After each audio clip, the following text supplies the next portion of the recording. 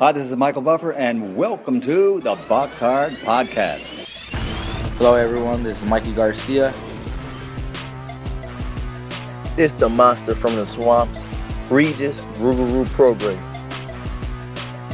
Hey, what's up? This is King Carlos Molina, former IBF world champ. This is Michael, the Bounty Hunter, 2012 Olympian and your people's champ. This is Charlie Edwards, flyweight champion of the world. This is Fast Eddie Chambers, and you're listening to the BoxHard Podcast with my main man, Joey Coastman.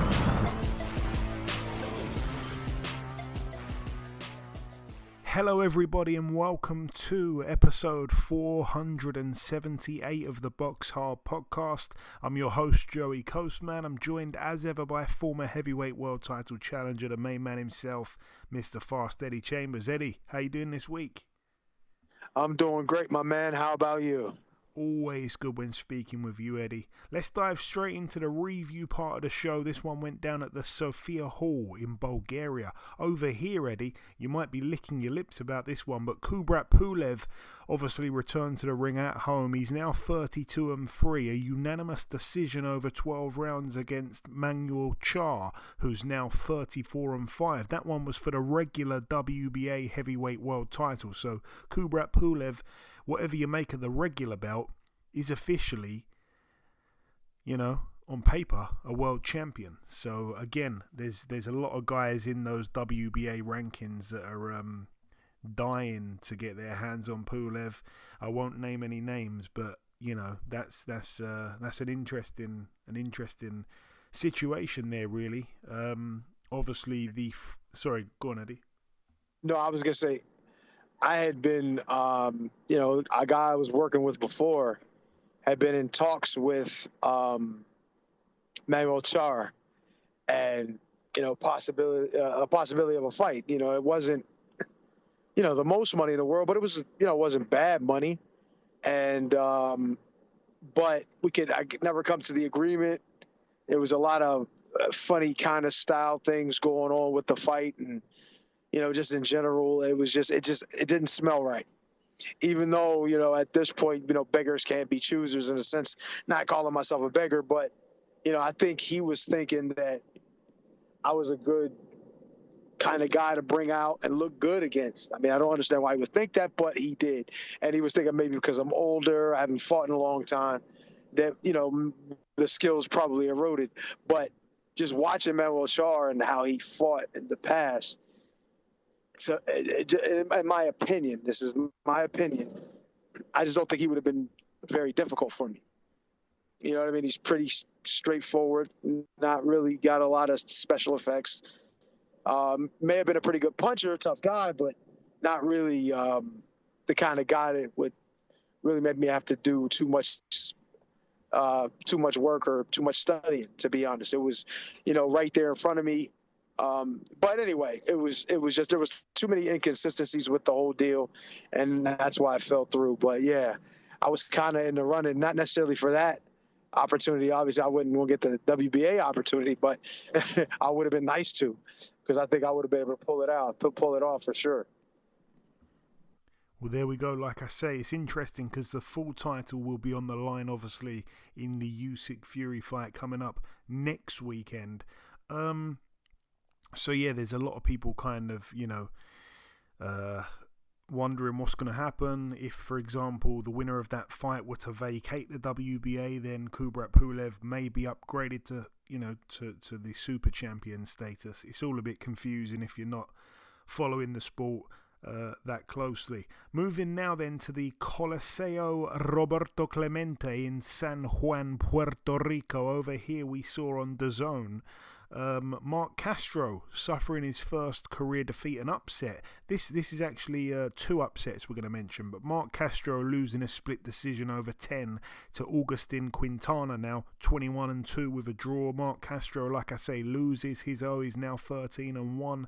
Still think he's got the best teeth in boxing. Moving to the main event then, Liam Parrow, now 25-1. Again, another upset because he was the slight favourite. He loses his IBF super lightweight world title in his first defence back in Puerto Rico against Richardson Hitchens, friend of the show. Really happy for Richardson Hitchens. And I did say on last week's show, the odds on Richardson Hitchens to win on points were 6-4, and the odds on Liam Parrow were around about the same.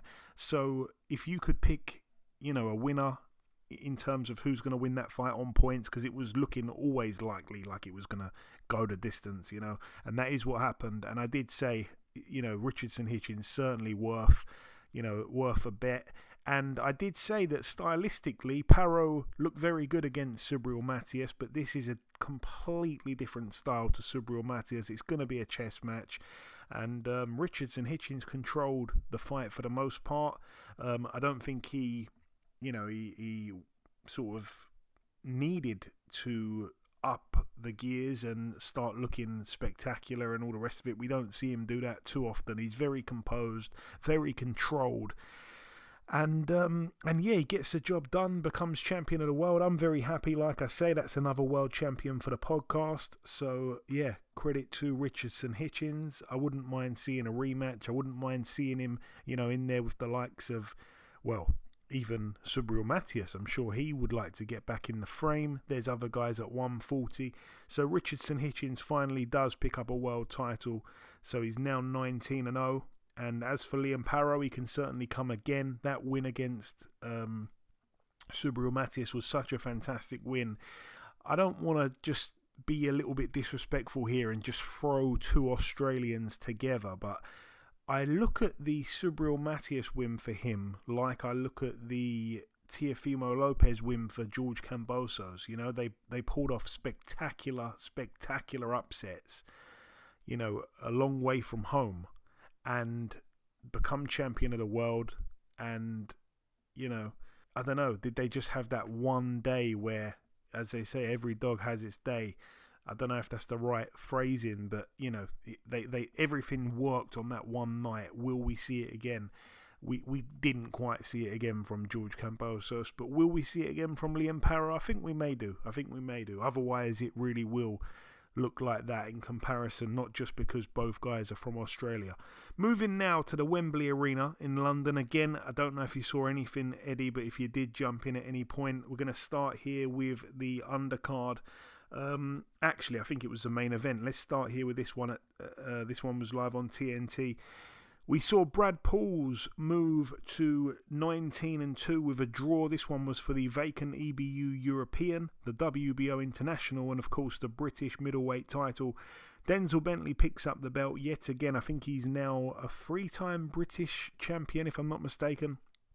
He's now 21-3 with a draw. Brad Pauls down in the 10th round.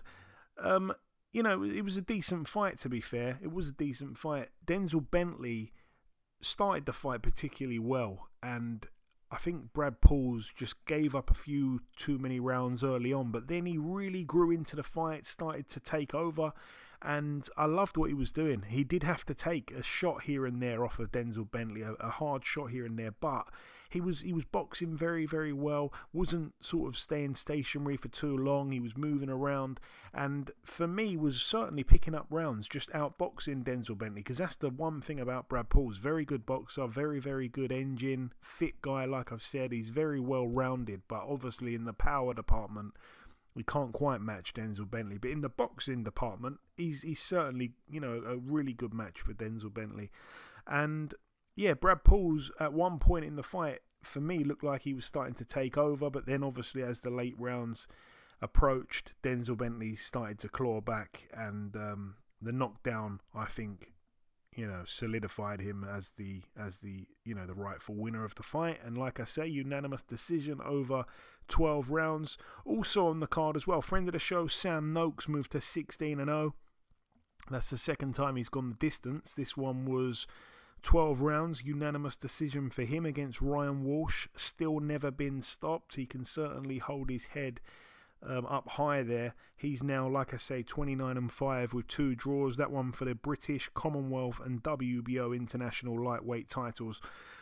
Even though Sam Noakes didn't get the stoppage, and I did kind of expect him to, in all honesty, because He's just such a heavy-handed fighter, and Ryan Walsh is kind of new to lightweight. You know, he's not the biggest guy in the world at all, and I just thought that Sam Noakes might just be a bit too heavy-handed for Ryan Walsh, even though he's a wily old fox, as they say in boxing. He knows how to survive, and he knows what to do in dangerous moments, and also he knows what to do at times to catch the judges' attention as well. I think, even though he lost unanimously, there were a lot of competitive rounds. I don't think he probably won a single round, but every single round was competitive, if that makes sense. So it's going to look a lot worse on the scorecards than what it really was in there.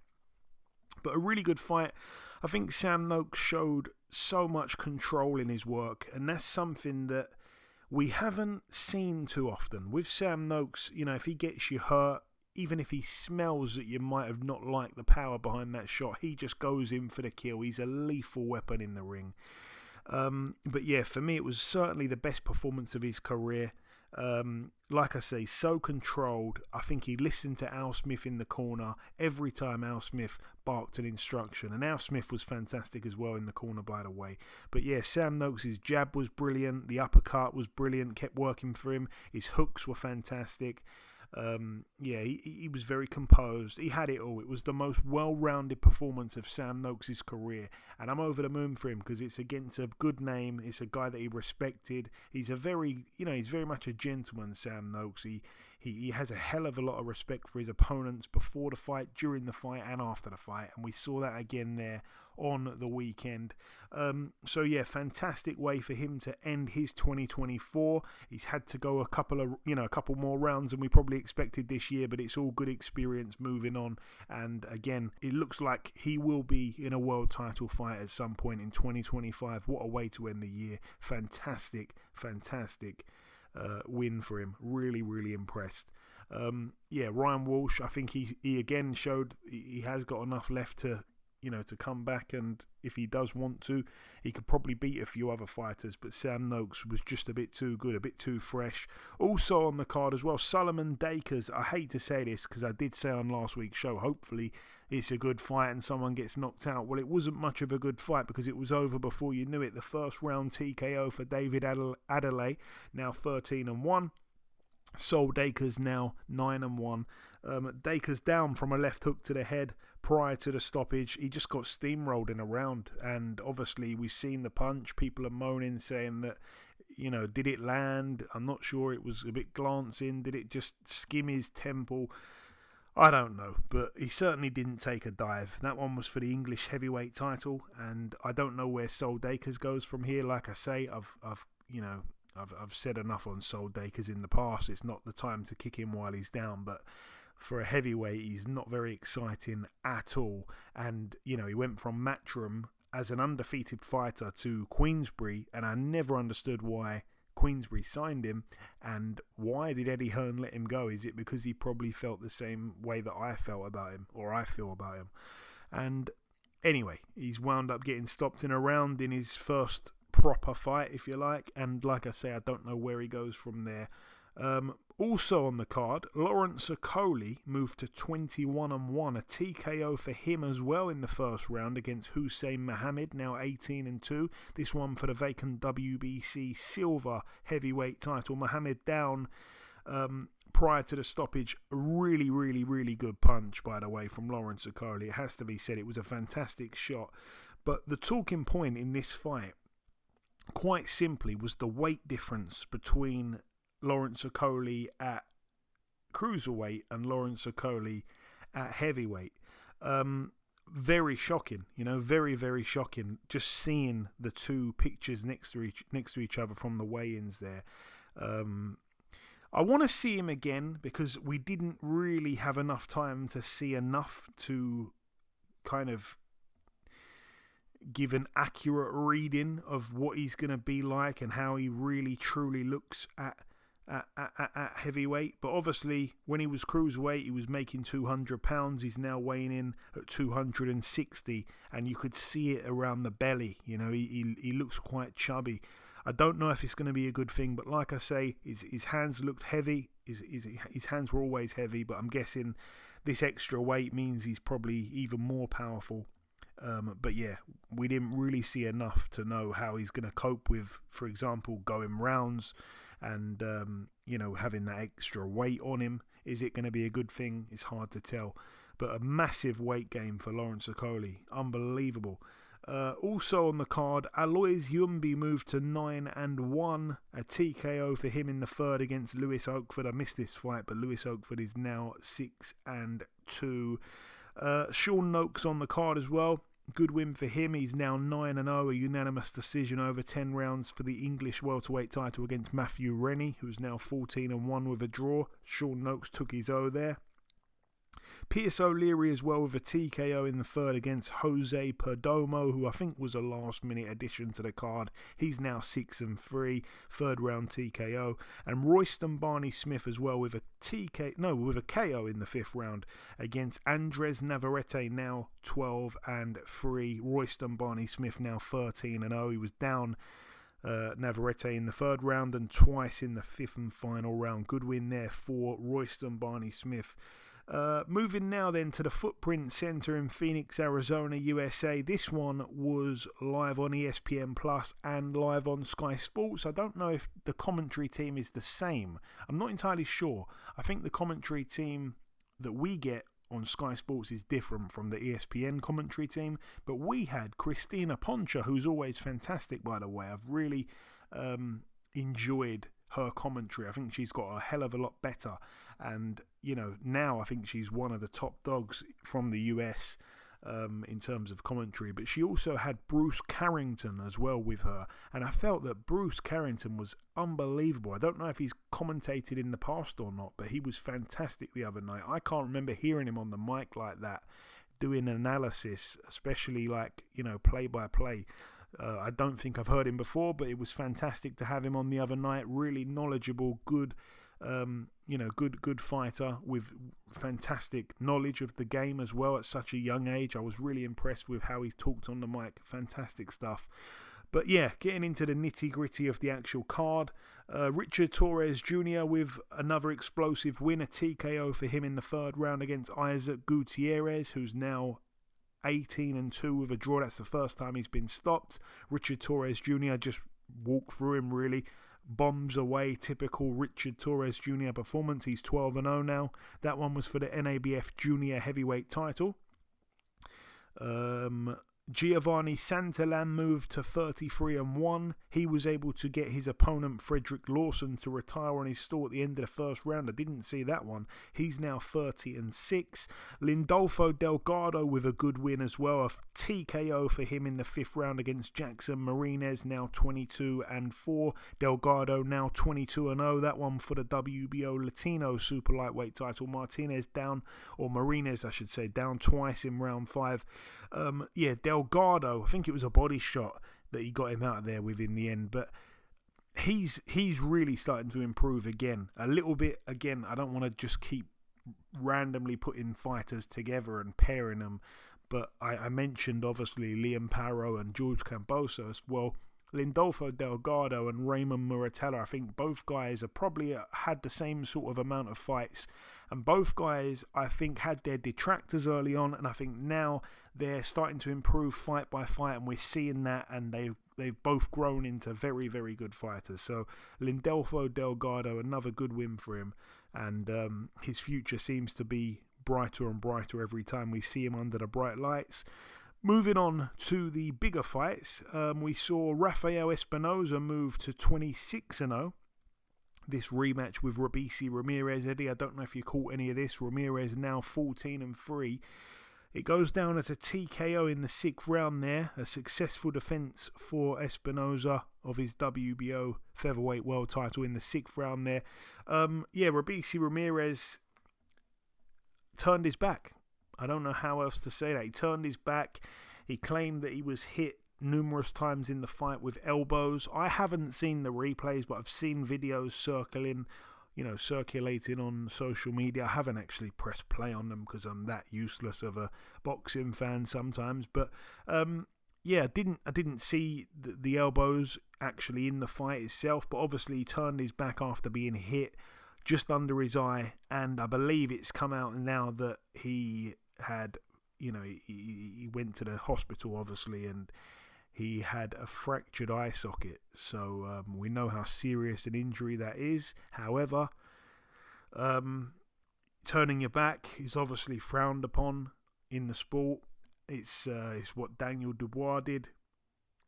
It's what Kell Brook did. The same thing. They suffered the same injury and didn't want any more. And that's what we saw from Robeisy Ramirez the other night. He'll be gutted. Like I say, he was ahead on the scorecards at the time of the stoppage. He was just frustrated with being elbowed repeatedly, in his words, I believe.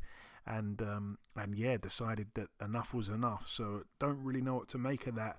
It was a good fight though, and like I say, he was ahead. He was on the way. It was only early on, but he was on the way to perhaps reclaiming his old belt. But it wasn't to be. Good win for Espinoza by hook or by crook or by elbow. Also on the card, Emmanuel Navarrete as well. Another rematch. Obviously, he's now 39-2 with a draw, a KO for him in the 6th round against Oscar Valdez. So both rematches on this card. Both the first fights were fantastic. Both the second fights were stoppage wins in the 6th round, both for WBO world titles. So I don't know what to make of that. But anyway, the champions retained their belts again in this in these second fights, these rematches. And Navarrete, like I say, did that. He's still the WBO super featherweight world champion. Valdez now 32-3. It was an exciting opening round, really and truly. And I did think that Valdez was probably winning the round. And then, like I say, gets put down with 17 seconds to go in that first round. And it was a weird shot. Again, I don't think he was massively hurt, but he did get through it. I can't remember what he got hit with now. But anyway, Valdez comes out in round 2. And he was having a good round again, particularly when he was catching Navarrete with a single straight right hand. He was just throwing the single straight right. He threw that a few times, had success, but then he got hurt again, I'd say, by Navarrete. And Navarrete probably did steal that second round. Round 3 was a scrappy round. Navarrete was doing his usual lunging in, and I think I have to say this is probably the most accurate lunger in boxing. He lunges in, but he always finds his target. But I did actually give that round to Valdez, funny enough. Round 4, obviously, Valdez goes down again. He goes down at 2 minutes 59 seconds of the round. Valdez was arguing with the referee, but it looked like a pretty clean knockdown to me. Valdez goes back to his corner. I think, by the way, he's got very good powers of recovery, Valdez. He comes out in the 5th and again was probably winning the round, but like many of these rounds, Navarrete ended the round strong. And like I say, he knocks Valdez's mouthpiece out in the last few seconds of the round. Things like that always stick in the minds of the judges at the end of a round, a close round at that. But yeah, so that was the end of the 5th, and then obviously we know in the 6th, I think it was a body shot in the end. So yeah, Navarrete looked really, really good, and you got to take your hat off to him, to be honest with you, because I was favouring Valdez. I just thought that in Navarrete's last 2 performances, he just didn't look his old self. Looked like he may have lost a step. I think he probably lost both fights coming into this fight. So he lost his last 2, was rematching Valdez. Valdez looked good in his last one. And yeah, like I say, I was favouring Valdez, even though he was a 2-1 underdog, but it wasn't to be. And even though he had his moments in the rounds, Valdez, in the grand scheme of things, being knocked down 3 times and, losing the other rounds, on paper, it looked like a one-sided demolition job. But again, some of them rounds were competitive, but it really counted for nothing in the end. Anyway, that brings the review part to a close. It's now time to welcome this week's special guest. Ladies and gentlemen, please welcome the colourful and charismatic light heavyweight contender. It is, of course, Mr. Willy Hutchinson. Willy, welcome back on the show, my man. Yes, thank you very much. Thank you. It's a pleasure being here, as always. As always, the pleasure's mine, my friend. So, Willy, we last spoke back in August. At the time, you were getting ready to fight Joshua Buatsi. In the interview we did, you made a comment that you felt you you know, the Buatsi fight would be easier than the Craig Richards fight. I thought it was a very competitive fight up until the mid rounds, where obviously he got the 2 10-8s. How do you look back though, in a nutshell, on that fight? Listen, it was just an off day, an off time, and I'm going to bounce back bigger than ever, and I'm just ready to go for the 8th of February. It's just one of them, innit? It's on the day. Wasn't my day, and that's fine, as long as I come back and it wasn't the best of me on the night, and people's going to see what it's all about on the 8th of February. And Willy, obviously some fighters can lose a fight and you can look at it and go, I don't think they're going to learn much from that. Was there something you can learn from the loss? Of course, I learned a lot of things, you know what I mean? When the going gets tough. Yeah, listen, there's loads of things I learned. Good 12 rounds when it's hard, when you know you can, like you've never done it and you can push yourself. Loads of things, you know. Learned a lot. A couple of stupid little mistakes that I made here and there. Just tighten them up, and I'm sure next time I face Joshua Buatsi, because guaranteed the rematch will happen, I believe I will finish him.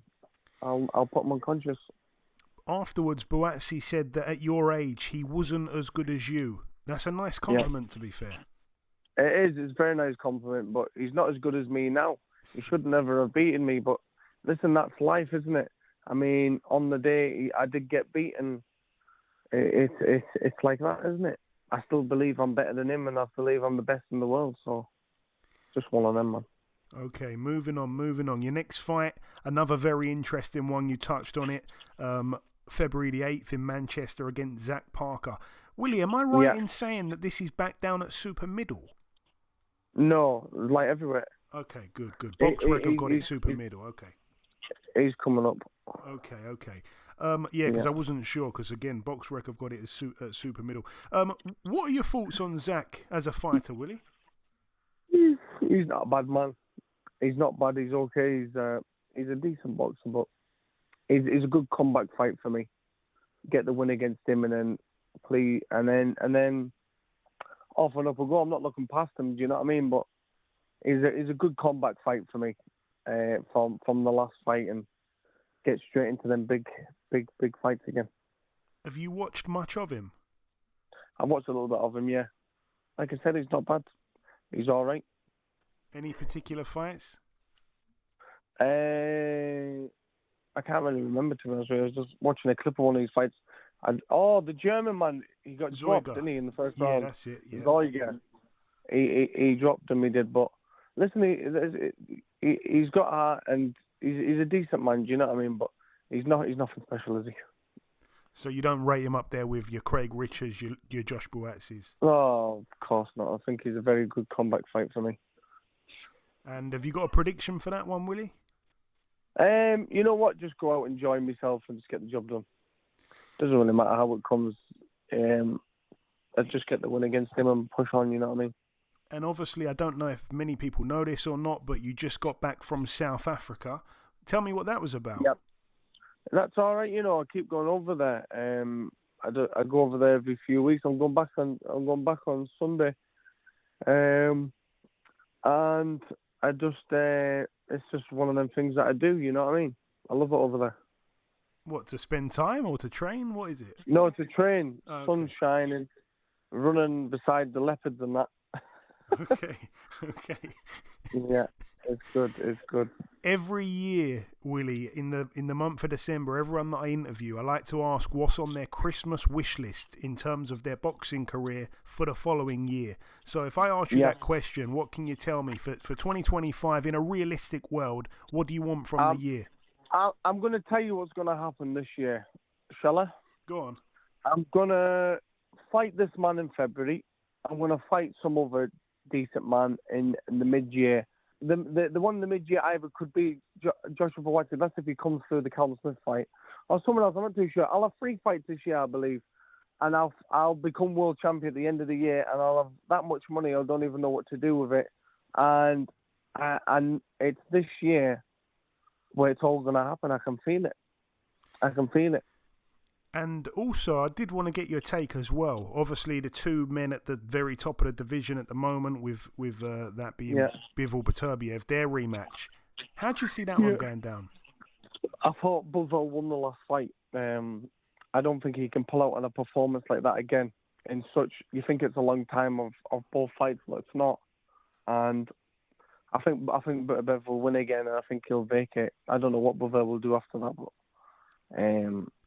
you know what I mean. I'm looking for the winner. I'm gonna win my fight and look for the winner of that. But I also want.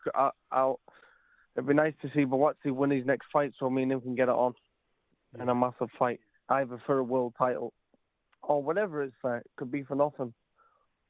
You know what I mean? I need to put that one right and become world champion in 2025. Willie, so you say Bivol to win the rematch? No, Beterbiev. Oh, Beterbiev. Okay, just to clear that up. Okay, mate. Right, just before we let you go, we kind of whiz through everything, man. If you've got any closing words to the listeners, Willie, it's always great having you back on. Take it away, my man. What do you mean? Just any closing words. You want to thank anyone? You want to say anything at all before we let you go? Say whatever you like. One thing I want to say, I want to thank the people that still support me, still believing in me. You know what I mean? It's I appreciate all that. Honestly, I do. But yeah, man, that's it. I appreciate. I thank the people for that's thinking of me, and I would like to say I would like to put out to tell everyone, the people in the world that need God, that I'm going to pray for them tonight, and that they find Him, because we all need God lately, you know, because this world's coming to an end. Well, it's a great message to end it on, Willie. This time of year as well, it's it's the perfect. They need praying kind of for, man. They need help. We need to put it out there. For sure. And also, I just want to say as well, I actually remember being at your pro debut at the Indigo, and I remember all the Scottish guys that turned up for that, all the supporters there making a lot of noise. I'll never forget that one. All right, my man. As always, the pleasure's mine. Thanks for your time. I want to wish you a Merry Christmas and a Happy New Year. We'll speak next year.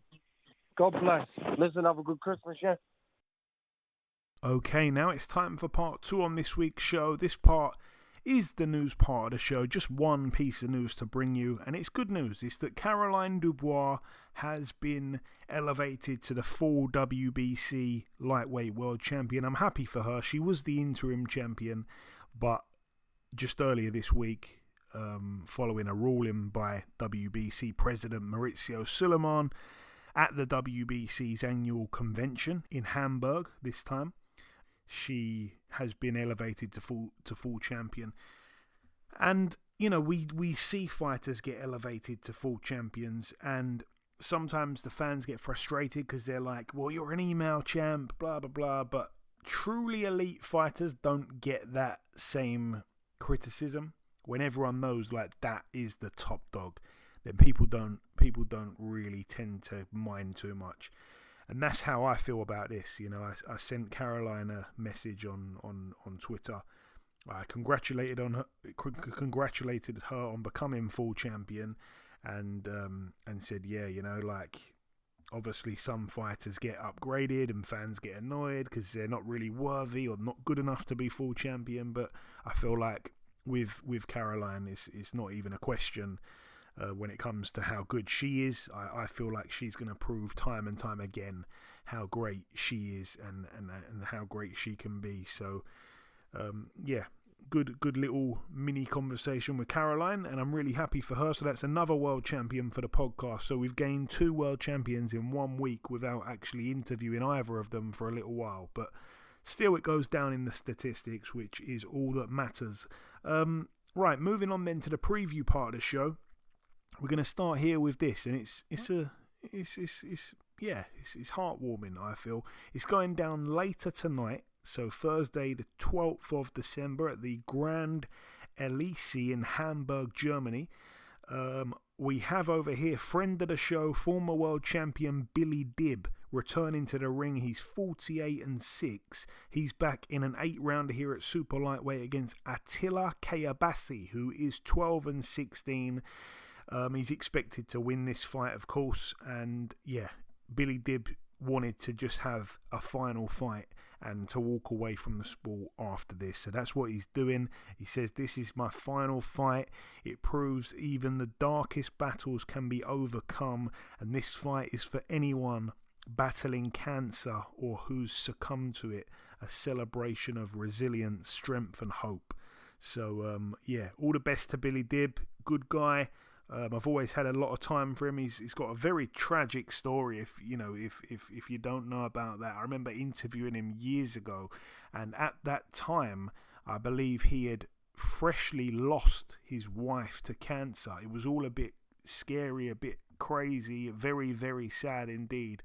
And yeah, he was married to this lady. I don't want to say her name wrong. I think I know it, but I don't want to say it wrong.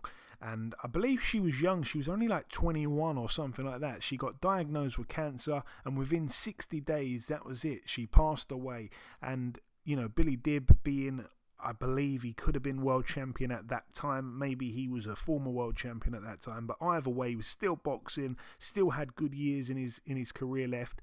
And he was sleeping on the hospital floor next to his dying wife. It was a tragic situation. She passed away. And then years later, he would end up getting cancer, losing all of his hair, and he's made a semi-comeback into boxing. I think he's had maybe one fight since recovering fully from cancer, which is amazing. And he does want to just have this final farewell fight and then just ride off into the sunset and focus on whatever, you know, his life brings him. So, very good guy. And all the best to him tonight in Germany. So, yeah, fantastic stuff. And I'm really, really proud of him. Very, very, very good guy, Billy Dib. Right, moving on to tomorrow, Friday the 13th. Hopefully it's not unlucky, but it's going down this one at the Estadio FAB in Buenos Aires, Argentina. We're going to see Jeremias Ponce. Obviously, his one loss came to Subriel Matias. He's 32-1. He steps in with Guido Marquez, who's 7-3 with a draw. That one over 8 rounds at welterweight. I don't know if Ponce is moving up to welterweight or it's just a one-off. Moving now then as well to York Hall, Bethnal Green. Apparently this one's going to be live on DAZN. Yeah, of course it is. It's a Matchroom boxing show, and I'm assuming that it's a next gen or something. Looks like it by the looks of the card. But anyway, like I say, it's going down tomorrow, so Friday the 13th again. We're going to see friend of the show, Shannon Ryan, back in the ring. She's coming off her loss last time out to Emma Dolan. An upset loss. She's 7-1. She's back against Kate Radomska, who's 4-4. That's over 8 twos there. So all the best there to Shannon Ryan. Also on the card as well. I didn't realise, but I'm guessing he's probably signed to Eddie now, I guess. Carol Italma, maybe not. Maybe that's a huge mistake on my part. Maybe because Frank Warren and Eddie Hearn are pretty close these days. Maybe Eddie Hearn's just doing Frank a favour and putting one of his fighters on, you know, on this card here just to get him out before the end of the year. I don't know. But yeah, Carol Italma, obviously the brother of Moses, he's 12-1. It's only a 6-rounder here, and he doesn't have an opponent, you know, properly penciled in just yet. So whether or not he ends up going ahead, who knows. But yeah, maybe Frank didn't get rid of him, because I can't imagine him getting rid of him and Moses being cool with that. So you got to kind of do what Moses wants, seeing as he's the guy with a bright future. Moving now then to Saturday. This one goes down in Tijuana, Mexico. Over here we have Jaime Munguia, 44-1. I always enjoy watching him fight. This one's going to be on ESPN Plus. It's a top-ranked card, so it should be on Sky Sports. He's back in a 10-rounder. No title on the line here. It's at super middleweight. And he gets in with Bruno Ceresi, who I had never heard of at all. I had to look the guy up. He's 25-0 with 2 draws, but 17 of his opponents have had losing records. He really hasn't been in the ring with anyone of note. So Jaime Munguia, this is obviously a bit of a homecoming for him in Mexico. I'm expecting him to make very quick work of this guy here, just based on the fact he hasn't boxed anyone at all. Moving now then to another part of Mexico. This one goes down in Pátzcuaro, Michoacán. Over here, friend of the show, he's on the intro every week. Former IBF world champion Carlos Molina, 39-15 with 2 draws these days. He's promoting his own show and boxing in the main event against Johnny Navarrete, who's 37-24 with 2 draws. This is over 8 rounds at Super Welter. Carlos Molina got stopped legitimately just 6 weeks ago. That's the first time in his entire career, his 15 losses, that he was legitimately stopped. There was one other stoppage loss in which his corner threw the towel in, and he was really angry at him for doing it. He said he was fine, but last time he genuinely got stopped, and I had to have a little bit of a difficult conversation with him for the first time. But he's back just 6 weeks later, so don't know if that's a good idea or not, but hopefully it all goes well for him. Also on the undercard there, we're going to see friend of the show, former world title challenger Miguel Flores. Nice guy, 26-5 with a draw. He's back in an 8-rounder at super featherweight against David Carmona, who is 23-17 with 5 draws. Moving now then to Monaco. This one goes down on Saturday. Eddie Hearn is promoting the show again, so another Matchroom show. So I'm guessing Eddie Hearn's going to be at York Hall on Friday, then here in Monaco on Saturday. We're going to see a really interesting fight here between Gary Cully, 18-1, and Maxi Hughes, 27-7 with 2 draws. That's over 10 rounds there at lightweight. It's just funny how things go, because obviously Gary Cully a few years ago, if you mentioned him fighting Maxi Hughes, people would have said that Gary Cully's going to go in there and destroy Maxi Hughes. Well, it's just funny how things have changed, because Maxi Hughes was having a little bit of a kind of, I want to say, downward spiral in his career, while Gary Cully was going up. He's the young guy going up, looking to get better and better, and he's impressing us with every win that he picks up. Then all of a sudden, Gary Cully's took a dip, which doesn't make too much sense because he's still a young guy, but he took a dip out of nowhere, the 28-year-old, and Maxi Hughes started having the best years of his career. A very, very controversial loss to George Kambosos back in July of last year. That was extremely controversial. He should have definitely won that fight. He come back after that and lost to William Zepeda. That was always going to happen. And he's had just the one fight since then, a nice little win, a stoppage win for him back in September against a low-level journeyman. But here he gets in with Gary Cully, who in itself, he certainly has the tools and everything in his favour. He's a 6'2" southpaw lightweight puncher. That just sounds super, super, super scary to anyone who is around that weight. You wouldn't want to box this guy. 6'2" southpaw at lightweight, who can bang as well. No thanks. Well, like I say, hasn't been very impressive lately. Got stopped to Jose Felix, and ever since then he's been very shaky. He narrowly beat Reese Mould, and to be totally honest with you, a lot of people think Reese Mould won that fight. We saw what happened to Reese Mould when he stepped in with Ryan Walsh. Got stopped in a round, didn't he? So we saw Ryan Walsh obviously lose on the weekend to Sam Noakes. Swings and roundabouts, all of that stuff. You can't do triangle theories, but it's an interesting thing that needs to be brought up. And obviously last time out, again, a very close fight against Francesco Patera. So Gary Cully has not looked himself, and Maxi, I think he's lacking confidence at the moment. And Maxi Hughes, he is, I believe, the favourite going into this based on all of those factors. So it's going to be an interesting fight here. Maxi Hughes, if he could pull this off, it would be massive for him. It really would. He's just like a bad smell. He just won't go away. He just keeps coming back and beating guys and giving guys really good fights. He really is a bit of an unsung hero for up north, I think. Anyway, what else do we have on this card? We've got Murajon Akhmadaliev. He's back here. He's 12-1. He steps in with Ricardo Franco, who's 30-4.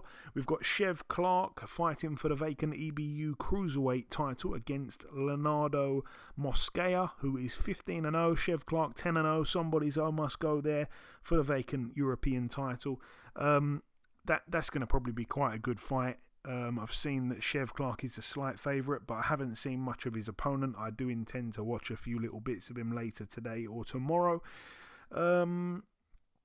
Yeah, it's just a weird card. We've got Beatrice Ferreira on the card as well. This one, I believe, is a world title fight. She's 5-0. She gets in with Licia Budersa, who is 23-2 with 2 draws. That one over 10-2s. So yeah, like I say, it's an odd card. They're always a little bit odd, these cards that they put on in Monaco. Off the top of my head, Matchroom have put on in Monaco. Oh God, what have they had over there now? Just weird fights. Like we saw Malik Scott against Luis Ortiz in Monaco, I believe. We saw, I think Jamie McDonnell boxed for a world title in Monaco. We saw Dimitri Bivol against Trent Broadhurst in Monaco. We saw Derek Chisora against Ajit Kabayel in Monaco.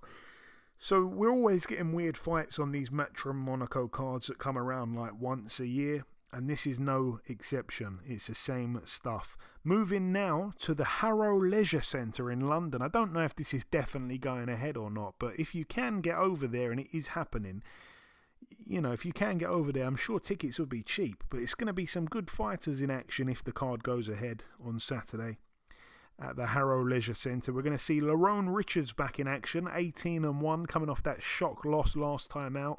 He's supposedly back in an 8-rounder. And also Michael McKinson as well, coming off a loss, 26-2, back in an 8-rounder. Again, no opponents just yet for these two boys, but hopefully they get them sorted and they get out once again before the year's up.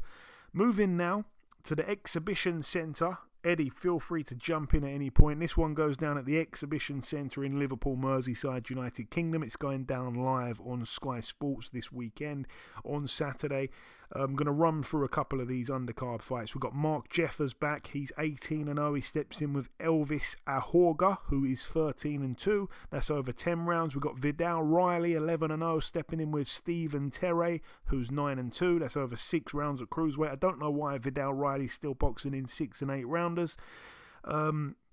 I think the potential show stealer is Stephen McKenna, 15-0, and Lee Cutler, 14-1. That one for the WBC International Silver Super Welterweight title. I don't think I've seen Steve McKenna fight since that mad fight he had against Joe Laws. That was a really entertaining fight. Lee Cutler, I remember losing to Bradley Ray. It's going to be a good fight, that one. It probably ends within the distance, but it's going to be fun while it lasts. Lauren Price, 7-0, stepping in with Bexy Matthias, who's also 7-0. Identical records there for the IBO welterweight world title over 10-2s. And the main event, Natasha Jonas, 15-2 with a draw, stepping in with friend of ours, Eddie, Ivana Habazin, 23-5. It's a unification for the IBF and WBC welterweight world titles. WBC champion Ivana Habazin and the IBF champion Natasha Jonas. Both ladies friends of the show.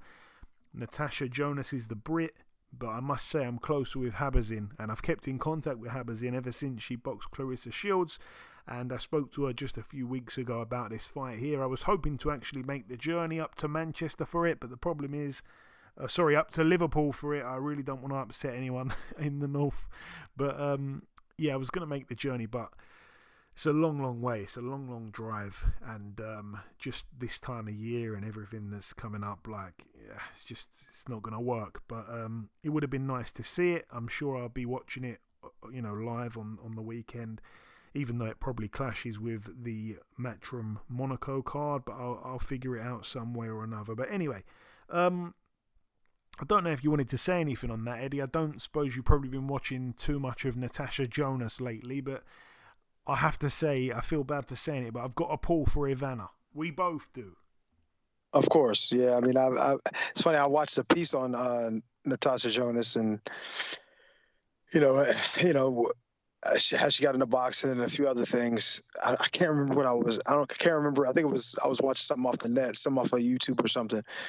Seems like a nice person. Obviously a good athlete, great fighter. So but as nice as she is, I know Ivana. Ivana's she's a great person, and also a really good talent. It's just unfortunate she had to lose that fight with Clarissa Shields, but Carissa Shields is going to end up being a Hall of Famer, so it's no shame in the loss. But yeah, I definitely got to pull for Ivana. I really want to see her do well, although I do like Natasha Jonas.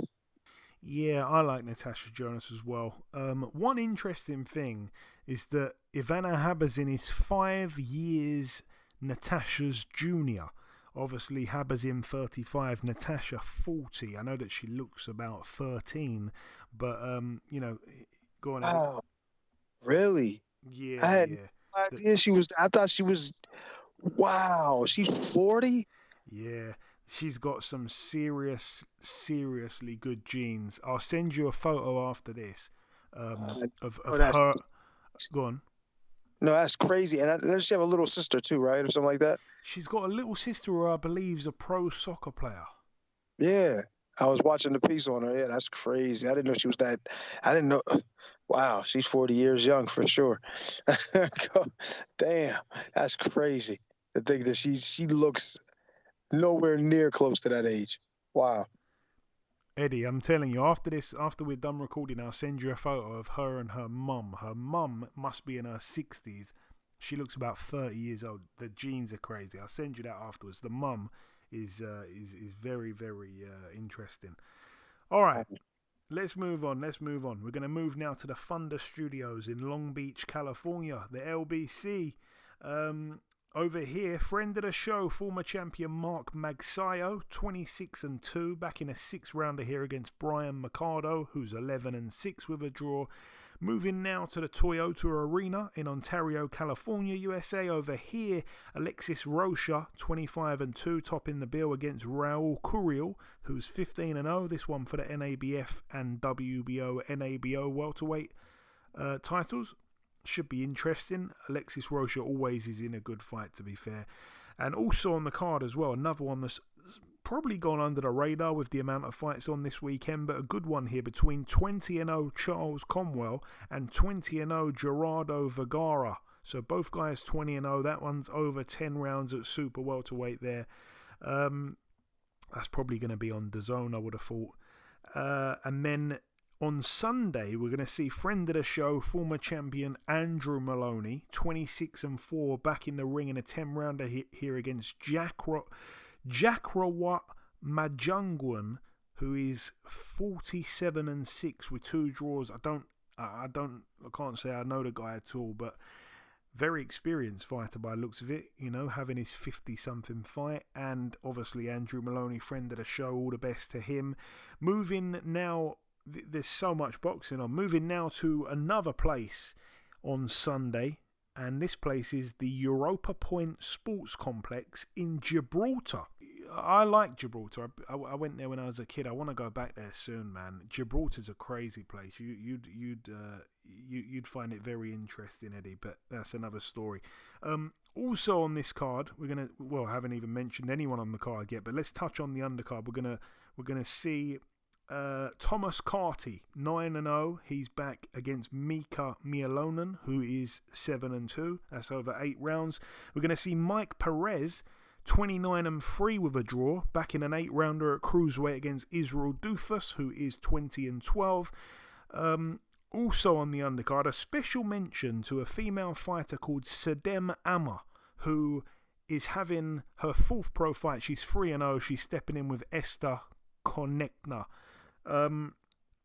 Basically, Sedem Amma has now turned pro, and she used to listen to the podcast back in the day. She had a BoxHard t-shirt, and she was, I think, maybe just getting into boxing, I believe, or whatever it was. She was boxing as an amateur, then she's gone pro. She's now managed by Dillian White, and she's going to be on his undercard here on the weekend, so I'm really happy for her. I don't think she listens to the podcast anymore, but if you are listening to them, then all the very best to you. She's back in a 6-rounder here, so it'd be great to see her win. Very nice lady. And the main event, Dillian White, 30-3, stepping in with former Daniel Dubois opponent Ebenezer Tete, 23-1. It's a 10-rounder. Tete's one loss, of course, came to Daniel Dubois. Other than that, he's picked up 23 wins. There's one video going around on social media where he actually won a fight by knockout without landing any punch. The guy just kind of threw himself on the floor and he got the win by KO. So that's his style, and it's gonna probably be a car crash in Gibraltar there on Sunday. But I'll try and tune in because it's gonna be worth watching. And then finally, the final fight to mention of the review part. This one goes down actually next Tuesday, but by the time we record next week's show, it would have already took place. So it's worth a mention. It goes down at the Gimnasio Yorbi Mendoza in Colombia. Over here, friend of the show, Craig Parker. He's 18-0 with 18 KOs. He's coming off 8 first-round knockouts in a row. He's stepping in with Francisco Cordero, who's 45-21. That's over 8 rounds there. So all the very best to Craig Parker. I just want to make sure that we've gone through absolutely everything. Yeah, I think we have. So there's some good fights on Friday night and on Saturday night and on Sunday. So there's a hell of a lot to sink your teeth into this weekend. Anyway, there wasn't too much for you to talk about, Eddie, because again, it's one of them weeks where there's boxing cards here, there and everywhere. There's not too much great boxing on in the US, unfortunately, which is always a big blow. But there's, again, lots and lots of cards all around the world, from Australia to Mexico, from Gibraltar to Germany. Anyway, in part 1, we did the review part, then we welcomed our special guest. In part 2, we did the news. It was very brief, but it's great to know that Caroline's now full world champion. Then we did the preview part after that. The final thing for me to do is to come in with the outro, which I'll do in just a few seconds. Okay, and this wraps up episode 478 of the BoxHard Podcast. I've been your host, Joey Coastman. Eddie Chambers has been with me for the duration of the show. A massive shout out to this week's special guest, the light heavyweight contender himself, Mr. Willy Hutchinson. Always good talking to Willy Hutchinson, I have to say. He is one of my favourite people to interview. Always got lots and lots of colour and charisma every single interview. The biggest thanks of all, though, goes out to you, the listeners. That's the same every single week. We really appreciate you for tuning in week after week. That's about everything now, though, from myself. Enjoy your weekends, people. There's a lot to watch. And we'll see you all again same time next week. Stay safe.